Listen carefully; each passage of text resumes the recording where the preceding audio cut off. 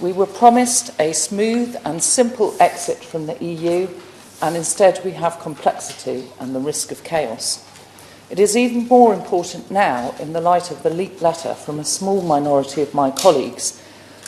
These hardline Brexiteers have a very strange view of what WTO rules or terms would mean, and this is in marked contrast to the views of the vast majority of my colleagues who would prefer to assess all the options available. As she will know, membership of EFTA EEA connotes membership of the single market, which was, of course, rejected by the British people when they voted to leave the European Union.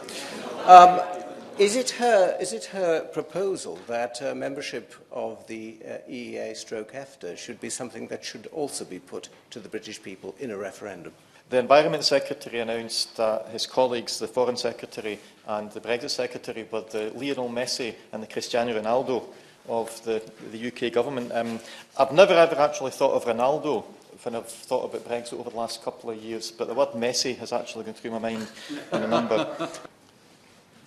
And so, at this moment, out of the shadows comes the European Research Group again, with a letter echoing the one coordinated by the Minister when she was its chair, seeking to derail the government's policy on the transitional period, and with it ensure that the country stumbles towards that extreme and destructive Brexit that the vast majority of people simply don't want.